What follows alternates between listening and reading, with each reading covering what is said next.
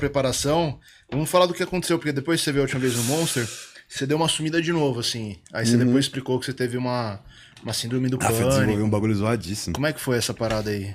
Eu tive apendicite lá, né? Passei tudo aquilo que eu passei. Quem quiser saber mais, no último episódio a gente contou aí, pessoal. Penúltimo, do mendigo lá que ficou comigo, com o ursinho ele roubava o ursinho das crianças, as histórias, fantástico. Aí ele...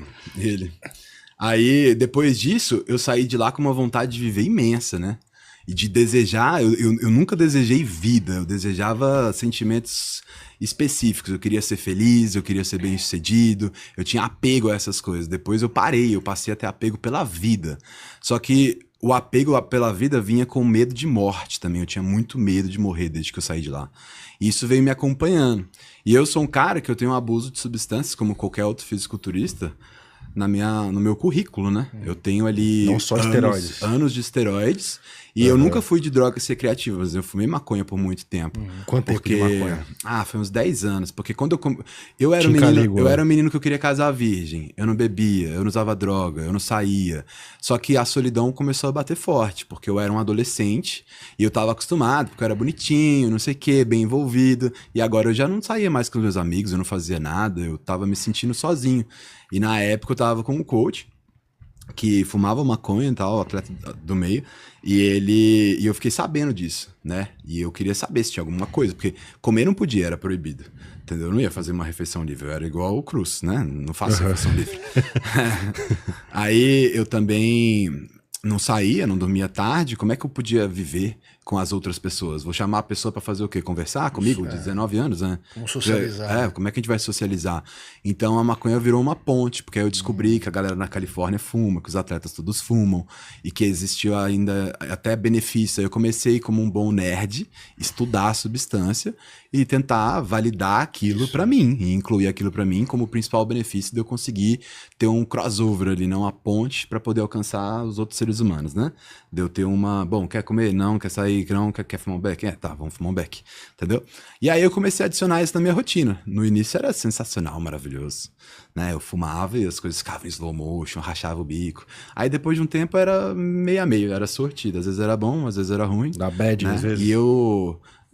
Dá uma sensação ruim, uma sensação escrota, tá, sabe? De uma sensação de eu não tô feliz, eu tô encucado, tô meio paranoico, assim, sabe?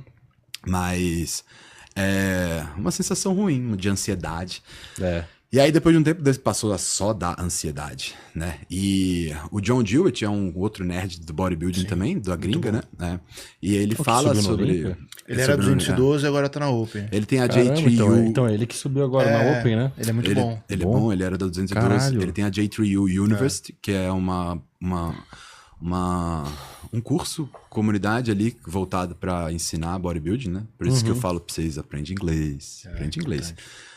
Se hoje eu sou um dos caras que todo mundo fala, é o que mais manja, é porque eu consigo replicar 10% do que os caras falam, porque eu não tenho a barreira do inglês. E eu sou autodidata. Eu aprendi inglês sozinho. Só jogando Tibia, né, escutando música na MTV. Foi isso. E porque eu tinha muito interesse em saber sobre bodybuilding. Mas, o que eu tava falando? O John Dewitt fala justamente sobre... ele fala uma coisa sobre a maconha ampliar a neurotoxicidade dos esteroides, porque os esteroides são neurotóxicos. Significa que eles prejudicam a estrutura do cérebro ou a função do cérebro de algumas formas, afetando alguns neurotransmissores. Algumas substâncias, por exemplo, 19-nor, nandrolona, trembolona, boldenona também, que não é 19-nor, mas também tem essa interação mais forte. Sim. Mas os demais também causam algum tipo de neurotoxicidade. Não é à toa que, por exemplo, você vê pessoas que usam testosterona tendo alterações de comportamento também. E aí quando você associa isso a qualquer outro tipo de droga recreativa ou drogas que sejam como o Venvance, você tem uma amplia essa neurotoxicidade. E aí você não sabe o que isso vai acontecer, assim como você não toma bomba e morre. Geralmente você toma bomba e vai ter um infarto aos seus 30 e pouco, 40 anos, né? É depois de 10, 15 anos usando. E, bom, eu acredito que a maconha colaborou com isso. Hoje eu não tenho um diagnóstico completo, porque eu vou encontrar o meu cardiologista, Diogo Pinetti. Inclusive o Diogo é hoje um dos melhores e um dos caras que eu acho fenomenal, porque tem 2 motivos que todos os médicos deviam estar no nosso meio.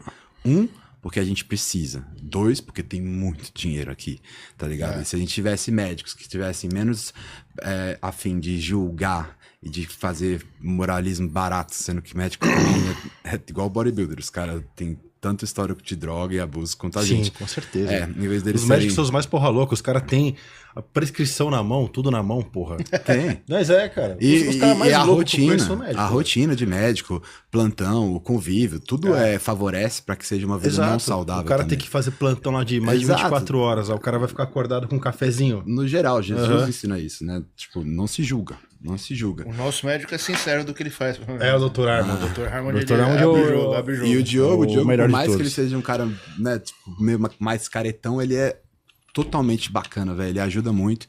Ele é de Maringá, eu conheci porque ele veio me parabenizar por uma conduta que eu tive com um atleta meu, porque eu sou um cara que eu sempre prezo pela saúde, eu prefiro que o meu atleta seja ruim do que ele seja morto, entendeu? Então, a gente virou amigos. E aí eu comecei a ter dor no peito em agosto, no meio da minha preparação.